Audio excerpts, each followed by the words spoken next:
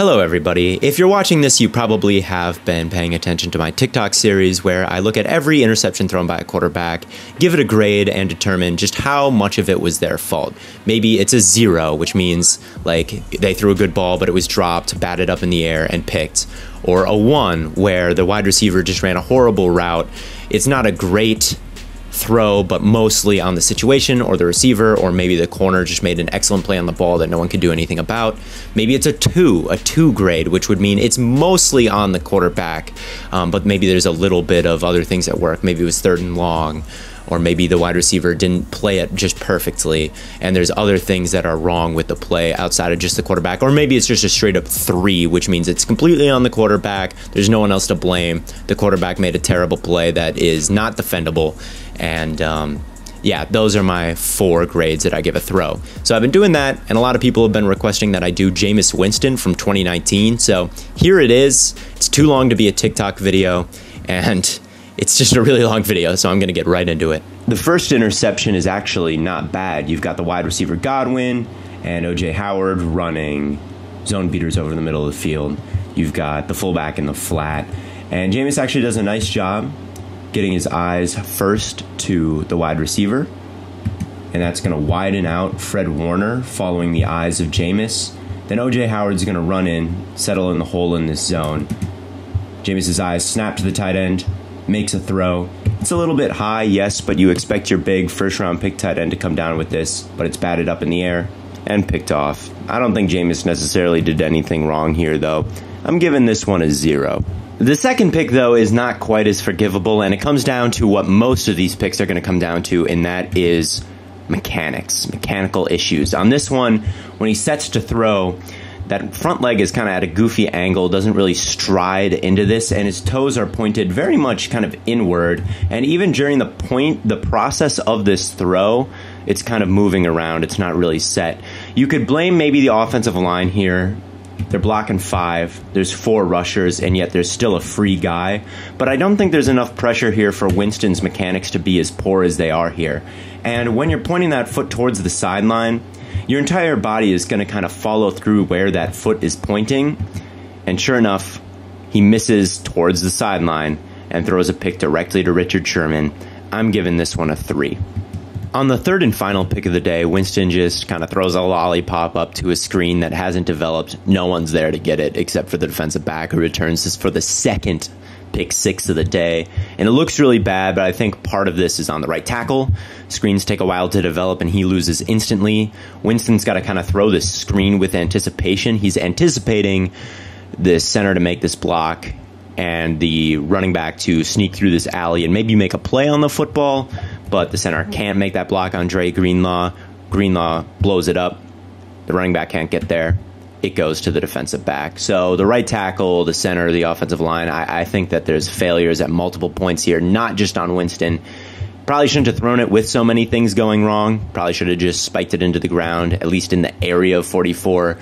Refs are usually pretty lenient about calling intentional grounding, so I think it's mostly on Winston, but I'm giving this one a 2. This fourth pick is so close to being a good play. He checks the frontside concept, doesn't like it. There's some pressure. He climbs the pocket. There's the drag, and he's going to hit it, but then the mechanics just ruin him. I'm not sure what he's doing here. He doesn't really load up this football at all. He just kind of brings it straight above his head. At the same time he does that, he lifts up his back foot, so he's not really throwing this from any kind of platform or base. It's a very awkward looking release here. And of course it's not accurate and just goes directly to the linebacker. This one is obviously a 3. Sorry, this angle is a little blurry, but on this one, the 5th pick, Winston is going to test that cover 2 hole shot, but the dropping corner, Marcus Peters, is able to get there and pick this off. It's a little underthrown, and then he's got a great run back, gets destroyed at the end. Oh my God. But this is the 3rd pick 6 in 4 weeks for the Buccaneers. Now this was underthrown, and the reason it was underthrown is because Winston couldn't follow through on the throw because the left tackle was kind of in his lap. And I think that this is partially the left tackle's fault because he set looks fine, but when he shoots his hands, he doesn't get much of the edge rusher here and gets kind of walked back into Winston. Now, I do think that Winston could maybe subtly navigate the pocket, move forward just a little bit to make his launch point just a little cleaner. but I think a lot of that has to do with bad play by the left tackle. And I'm actually going to give this one a 1 for Jameis Winston.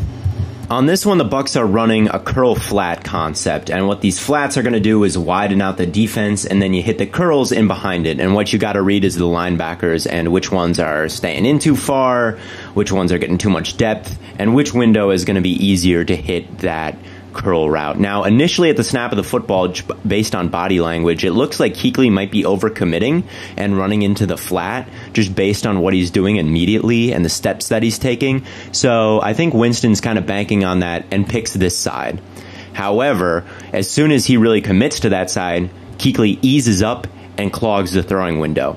If you look on the other side of the field, Shaq Thompson I don't think is getting quite enough depth, and the safety is even farther back from Chris Godwin, and I think that this window is a much easier one to hit, but Winston has already kind of committed to this side, and there might not be time to check the backside because there's pressure. Now, to make this throw, you have to be perfect to get it outside of the outstretched arms of Kuechly, but before number 24, I think that's Josh Norman, can get to the football. It's a really precise throw. Winston can't hit it, and it's picked off. I think that this was a great play from Kuechly. I think there's a little bit of deception involved here from Kuechly, and it kind of, you know, if there was more time, I would say that you could check the backside, but number 97, I think that's maybe Mario Addison, just absolutely destroys the tackle. I think I'm going to give this a 2 from Winston, because at the end of the day, he picked the wrong side, and he didn't make an accurate pass, but it's a lot to ask of a quarterback, so this one I could see the jury being out on. Matchup to watch here is Bruce Irvin on Josh Wells, and Bruce Irvin just beats Wells so bad that Winston doesn't have a chance. Irvin hits the Euro step, Wells shoots his hands too early, doesn't get in front of him, and then as Irvin is rounding the corner, he's able to reach out, bat Winston's arm, and cause this ball to come out all funny. Great catch, too, by the corner. I'm giving this one a 0 for Winston. Not his fault. His right tackle got beat so bad. The picks really start piling up in this game. This is the third one of the day. Panthers are not hiding that this is cover 1, right? Single high safety. Looks like man coverage. As Luke Kuechly so tactfully reminds Shaq Thompson, Thompson has got man coverage on the tight end. And then Kuechly's going to drop back and be the rat in the hole. I don't think Winston ever sees Kuechly. I think he just, for some reason, assumes that Kuechly's going to, like, stay over here somewhere. And there's a lot of empty space in the middle of the field right here. And he wants to hit Mike Evans running that dig. But Kuechly is running back there being the rat, and he just throws it directly to Kuechly. Never sees him. You got to see the rat in the hole versus cover 1. Got to take him into account. This is a 3 for Jameis Winston. It's 4th down here, so I cut everybody a little bit of slack just because something's got to happen. You got to convert it somehow. Bucs are running scissors, so a corner and a post. And I admire how quickly Winston gets the ball out here, and he wants to throw with crazy anticipation. He starts his throwing motion like right here, and Godwin's still like 5 yards away from breaking out here. He really wants that ball right on him as soon as he gets his head around. And it happens. It's just there's 2 guys there as well. And you got to let this concept cook a little bit, right? You got to have these corners bite on something so you know where to throw. Both these corners have eyes on the quarterback before the wide receivers do, so when he starts his throwing motion, they just know exactly where to be, and they both jump this route and just moss him. So it's 4th down. I get it, but I'm still giving this a 2 from Winston just because I think he's honestly a little bit too excited to get the ball out of his hands. And this is his 5th pick of the day. And I don't blame him too much for this one. They need a touchdown right now. Looks like he wants to give Mike Evans a jump ball. Looks like they're not exactly on the same page of where that jump ball is going to be. I don't know. The game was over at this point. I'm going to give Winston a 1 on that one. Winston's got this bad habit of really leaning when he releases the football. Like right here, right as the ball leaves his hand, you're going to see a really severe lean in his side. And what this means is he's not really generating power from his hips. He's generating it by kind of whipping his torso around. And you want to generate power from your hips just because it's a safer, more comfortable way to generate power. It's an easier way to generate power. It's more awkward. It takes a lot more effort. And when you're putting in more effort to generate power, accuracy can kind of go out the window. And also his head is moving around. You want to keep your head, very steady so you don't have a moving target. He needs glasses at this point too, all right? So at this point, like, his head is whipping around. He's probably like aiming at a little blob down the field, a little white blob, and he misses really badly to the right. This is obviously a 3, and him leaning and missing to the right is a really common problem for him in this season. It pops up again later in this game. Brashad Perryman he's going to take a shot to him downfield, and once again, he just misses it, sails it really far to the right. And this was kind of a desperation heave with 26 seconds left in the game, but this is just such an inaccurate ball. I feel like I can't give it anything else but a 3, right? If he just gave it a jump ball and they lost the jump ball, fine, but this is just an awful throw with bad mechanics. I'm giving it a 3. I think potentially the most common reason that picks happen is throwing an outbreaking route too far inside, and that's exactly what happens here. Wide receiver doesn't really have too much of a chance on this one. Budda Baker had really good coverage, and it's not out in front of the wide receiver. That's getting picked off 90% of the time. I'm giving that one a 3 as well. There wasn't any pressure. This one I understand. It's third down. The linebacker, I think that's Hicks, is getting width to the boundary side, and he's just going to throw it right up to the middle to Godwin, who's going to sit at the sticks here. Giving his guy a chance. It's a great play from Budda Baker. Pops up in the air. Picked off. I'm giving this one a 1. Maybe this throw could have been slightly more precise, but on a third down, I don't hate that throw. And the bounce is a little bit unlucky, but I'm giving that one a 1. This one is clearly not his fault. There's actually some subtle pocket movement on this play that I actually like. But O.J. Howard completely fumbles this, somehow pins it behind his back. It pops up and is picked. That's just O.J. Howard being bad. This is clearly a 0. This situation, it's a tough situation. It's 3rd and long at the end of a half. So you're going to take a shot, and it's definitely tempting with no one over Chris Godwin to throw that up the seam. Just got to wait for him to clear the linebacker, 54. But there's no time to wait for him to clear the linebacker because there's a free rusher. Jameis has to throw this without being able to follow through because he gets hit. It bounces around and gets picked. And the offensive line, you see the guard and the running back both go to take C.J. Gardner-Johnson. You don't need 2 guys to take C.J. Gardner-Johnson. So kind of feels like one of these 2 probably should have worked their way over.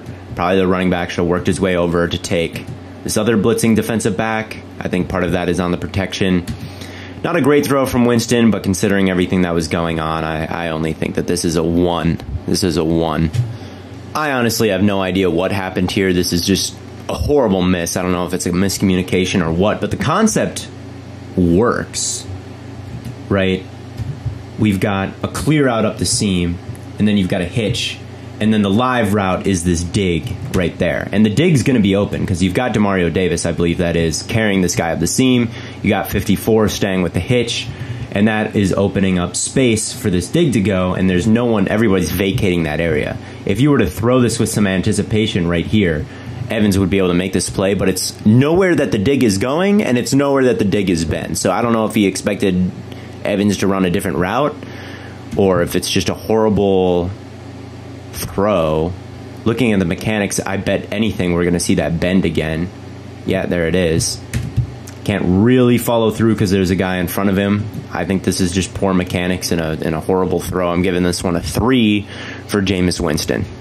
A couple of things go wrong here, but I don't think it's enough for me to forgive this throw. First of all, the ball arrives a little bit before he's ready for it, and his right tackles, their feet are stuck in the mud, and it just gets burned. So there's a little bit of pressure, but not enough that this throw should be as off as it is. In his drop back, his feet click, base is too narrow. Still don't love that front step and the way that his foot is pointed.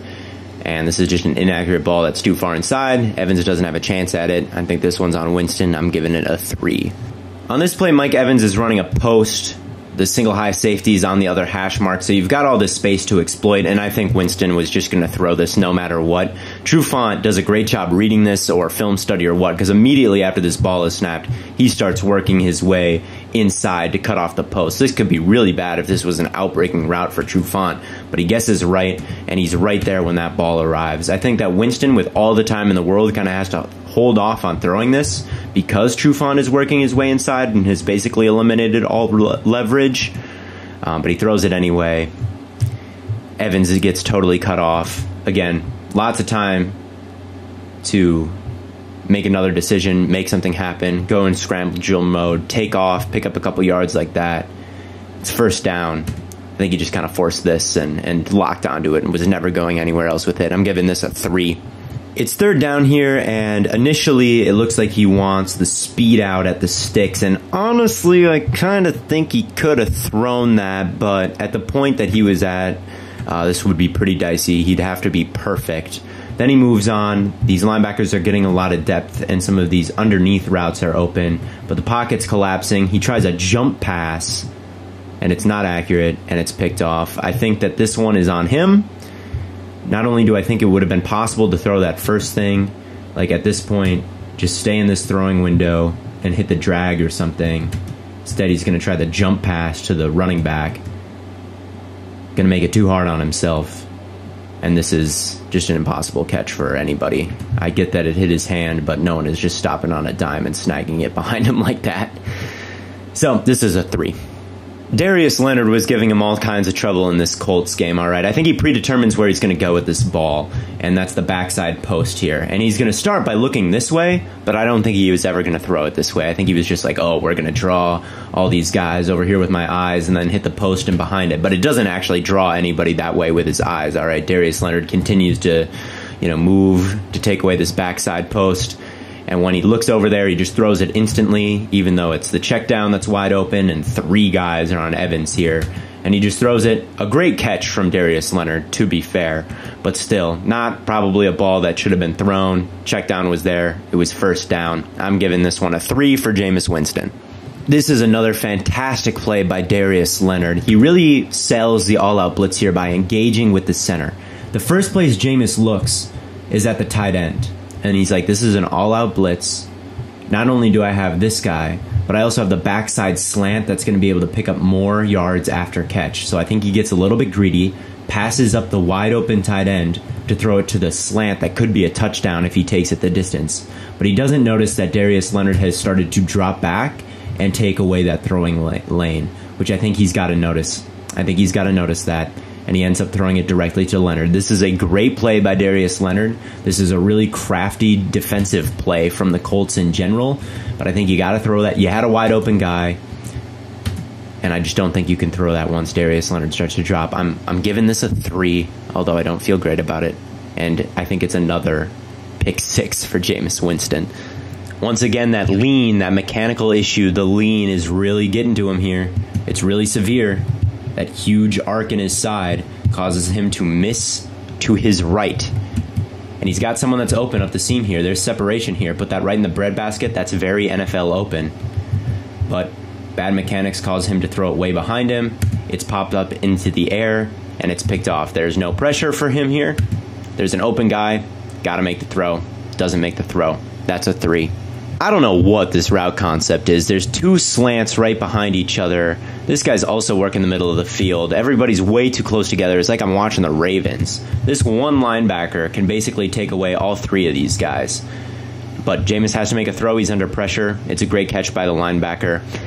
Maybe you could say with the free rusher coming from this side, Jameis should buy himself a little bit of time and drift this way a little bit and just buy maybe a half second for these wide receivers to clear the linebacker, but he doesn't do that and kind of forces the throw. But overall, I'm blaming the route concept for this. I'm giving this a 1. Apparently, this guy's name is Justin Watson. I have never heard of him, but this out route is not very clean. He's got to take like 6 steps around in that corner, and it lets this defensive back know it's time to jump an out route. Now, that doesn't change the fact that this ball is too far behind the wide receiver, and I would still say this is mostly Jameis's fault because of that, and I'm giving this a 2, but part of this is on a very, very round out route. That's for sure. And another pick 6. I don't know how many that is now. It's got to be like 5. Here the Texans starting a 2-high shell, 2 deep safeties, but they spin to cover 1. There's the robber that Jameis completely forgets about. Tries to gun it over the middle, throws it directly to that safety. And is this a pick 6 too? No, he gets tackled. Oh, no, it is a pick 6. My bad. But you can't forget about the robber. This one's a 3. The Texans are playing cover 3, and this is a very questionable route by Brashad Perryman running like the comeback, which is a fine route to target against cover 3 like this, but he kind of pops up before he breaks back, allows that corner to know that that's coming, takes a bunch of steps on his comeback, and the Texan just jumps the route. This could maybe be a little bit more precise from Jameis, like if it was over here. the corner couldn't work through it and it would just be an incomplete pass. But I'm giving this a 1 just because I think this is mostly on the wide receiver. This is another outbreaking route that's picked off. This corner actually bites on this before the running back even breaks this outside. Jameis throws it anyway. It's too far inside. It's picked off. I get that it's 3rd down, but you can't lock onto that. Maybe run for it. There wasn't much pressure there. I'm giving this one a 3. I think that this one's on Jameis. Here he's going to target up the seam, and again, this ball is just nowhere close to accurate, so you can be the judge if you think it's just a miscommunication or just a horrible ball. Once again, he's got the lean, kind of poor mechanics. I think that this is just a bad ball, and once again, I'm giving it a 3. And then, finally, to complete the 30-pick season, the last pick and the last throw of the year, he stares down the wide receiver in the flat, makes the throw. The linebacker is able to jump it, and it's returned for a pick 6, and their year is over. I'm giving this one a 3. So that gives Jameis a grand total of 65 points. Keep in mind that Aaron Rodgers and Kirk Cousins, throughout the entire season, had a score of 20 combined. In fact, I think all the quarterbacks that I've looked at, and I've looked at like 6 so far, if you combined all their scores, it would be about 65. So not only was Jameis throwing a lot of picks, they were also mostly his fault. And that's how you get Tom Brady and you go from non-playoff team to a team that blows the Chiefs out in the Super Bowl. Because the talent was there. They just needed to stop turning the football over. Because Jameis, it was rough. Now, he's fixed a little bit of those problems, but I still don't know if I completely trust him to not throw interceptions. Maybe I'll do a full review on what he's like now. But anyway, this was a long video, so I'm just going to do the outro right now. Thank you so much for watching. Thanks for the idea. This was fun, and I'll see you next week.